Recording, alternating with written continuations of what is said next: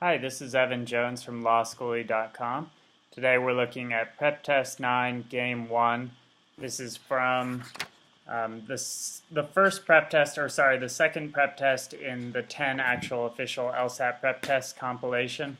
It's an old test again. This is from October 1993, but still great practice.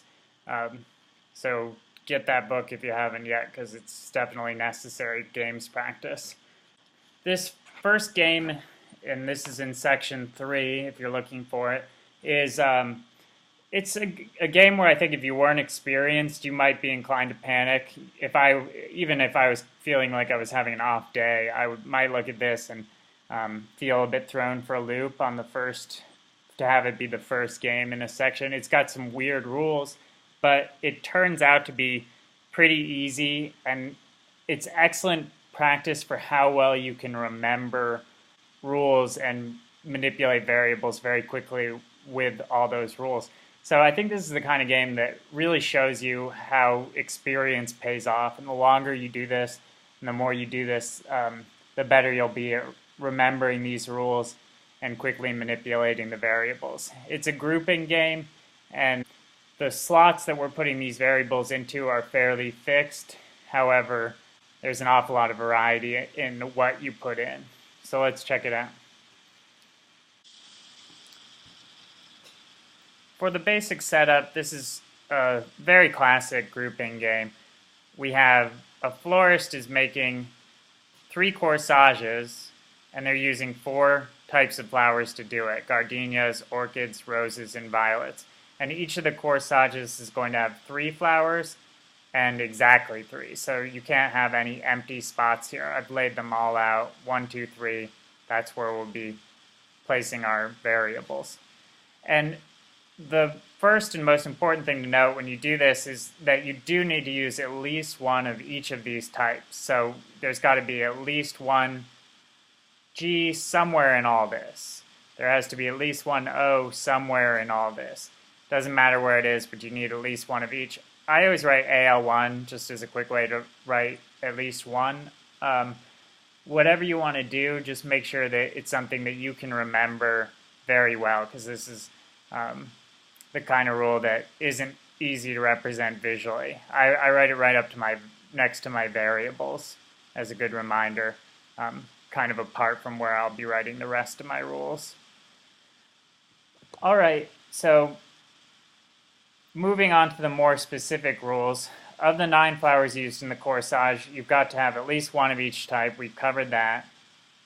And then at least twice as many roses as orchids must be used. Rather than write that out in kind of as like an AL 2 times sort of thing, which I think gets really confusing, I think the experienced test taker here is going to look at the possible distributions and say that we've either got 1 orchid and 2 roses or more. You can have more. Or you have 2 orchids and 4 roses or more. And that's kind of something that's going to right away sort of constrict the possibilities for this game.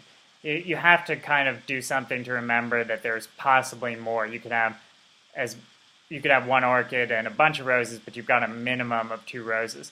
And this rule also makes it so there always has to be 2 roses in this game, because you need at least 1 orchid. So there's, per this rule, so you always are going to have at least 2 roses. So I think this is a good visual way to remember that we're either in this world or this world. You can't possibly have 3 orchids and 6 roses, or you're out of room for the gardenia and the violet that you need. So that's just not doable. For our next rule, corsage 1 has to contain 2 types of flowers only. So it has to have, say, maybe an orchid and 2 roses, or a gardenia and 2 roses, but it can't have 3 flower types.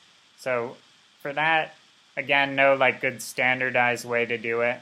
A lot of prep companies pretend like there's some way to write every rule that's absolutely standard, but the reality is you encounter kind of funky rules pretty regularly. The key is just doing something that you will remember.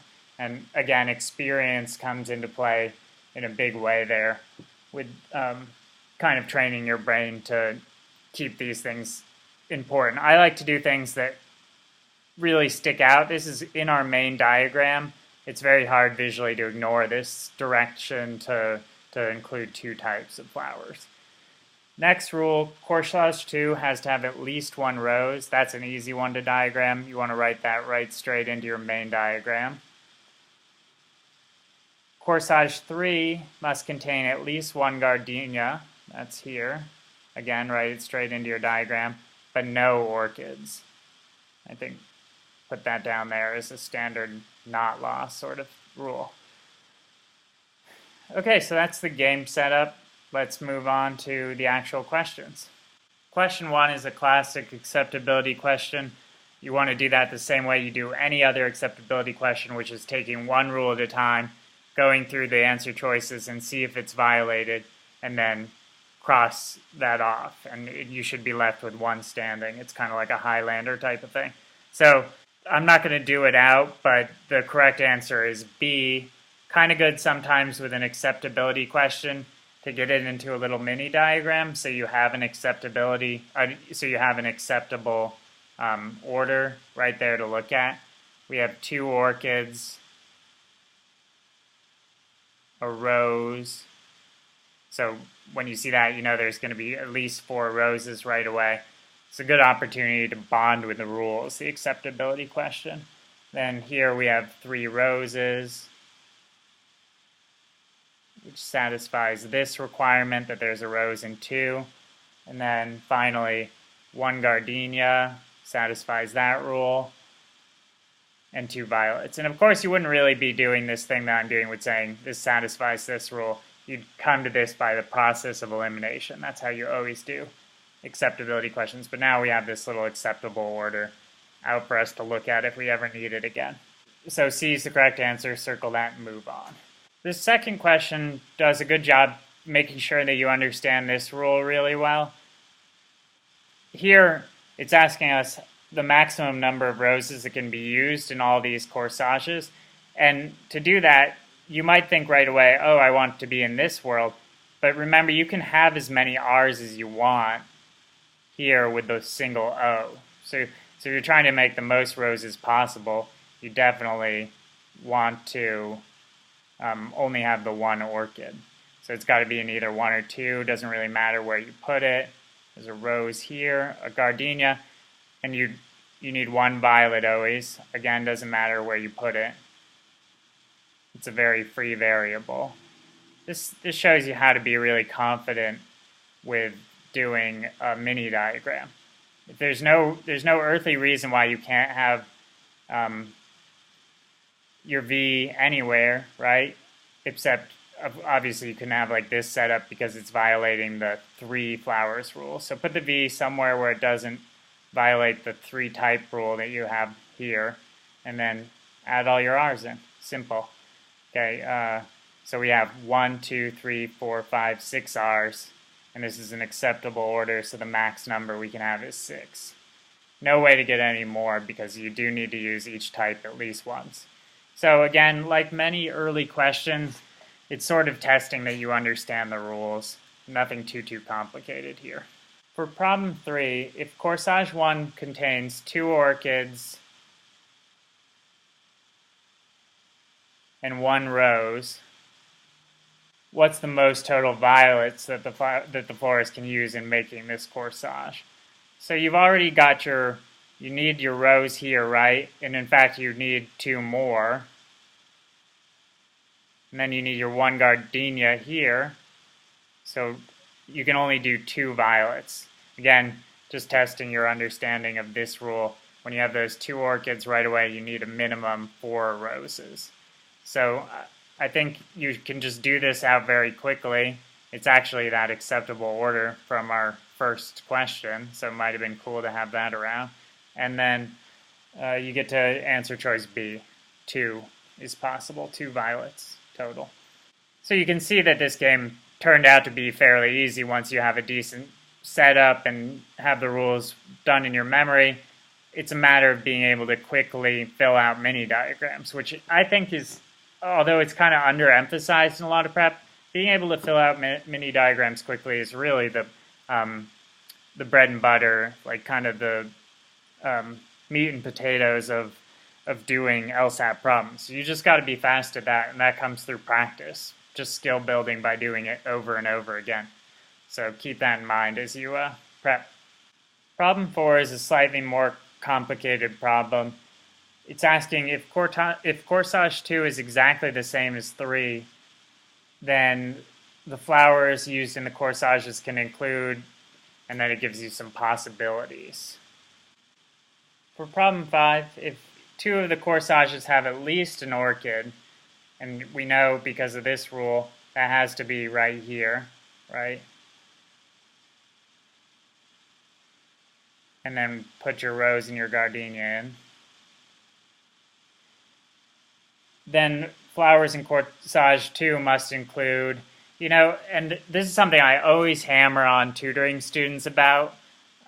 Whenever you've made an inference, check if it answers the question. So we now know that an O and an R have to be in here. Does that answer the question? If you look through, yeah, it's right there, C. Corsage 2 must contain an orchid and a rose. So just circle C and move on. This is something that I see experienced takers always do after making an inference, which our inference was that we need an orchid here and here because this rule doesn't allow it in 3. Check if that now solves the problem. C. Bam, done. All right, this question 6 is asking us what we do if we use as many violets as possible. So it's good practice to just start figuring out how I can throw in all these violets. We've got our rose, our gardenia. You know you're going to be down here with only 1 orchid and 2 roses. Otherwise, you're taking up too much space. You're not getting in the most violets possible. So sorry, I want to put a rose there. And I don't see any reason why the rest of these just can't be violets. And like I said, once you've done any inferences, like we just did maybe a couple there, but they were quick, so go back and check if it answers the question. I'm looking at this, exactly 1 rose and exactly 1 gardenia. No, that can't be true. In fact, we always need 2 roses. It could never be true. 1 orchid and 4 violets. No, we got 5 violets in here. That's no good. Exactly 2 orchids. No, we need to have 1 if we want the most violets. Get to D, exactly 2 roses.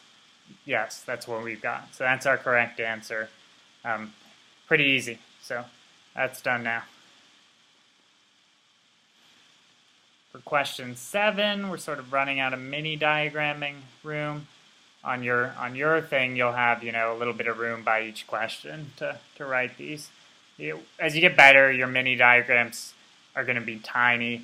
Trust me, space is never an issue once you've had a lot of practice. So don't worry about that if it looks very difficult to find space for things when you're first doing these problems. If corsage 1 contains, this is question 7, if corsage 1 has at least 1 gardenia, okay, so throw that in, get your R and your G, as we always need, and at least 1 violet. So now you know this is a G or a V, because you can only have 2 types of flowers in this first corsage. Like I say, usually if you've done some work, you might want to check if it solves the problem. Which of the following could be used to make corsage 2? No, we're not there yet. We haven't solved the problem yet just by figuring out this G or V thing. For a 7th question, I wouldn't really expect it to be that easy. So now we know we have to have an orchid here. This is our next inference because it can't go here. So it has to go here, orchid. And then we need at least 2 roses. However, I don't really know where that rose is going. There's a lot of flexibility in the remainder of this diagram. So at this point, I think with this mini diagram, it's best to just look at the answers and see, which one is acceptable by plugging things in. It's asking us what could be used to make corsage 2A, 1 rose, we've got that, 1 orchid, and 1 gardenia. Can we get a gardenia in there? I'm not seeing why not. We then can have just a rose and a rose here or something. And this is a perfectly acceptable order, so A is our correct answer. Circle it, and you're done with the game. So again, pretty easy game as long as you are confident with your rules. It's tricky because every time you go to do a mini diagram, you got to remember these rules again. And a lot of them came into play repeatedly.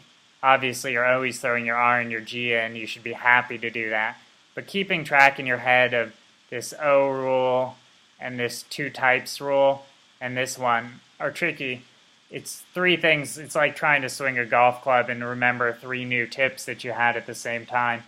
That takes practice to do. So definitely, if you're starting in your prep, realize that you've got some time to train your brain until you can do this adeptly. And trust me, it'll eventually come. Your memory will, your short-term working memory will get so it can pretty easily carry a bunch of simple rules like that in your head. So stay encouraged, stay focused, and you will improve.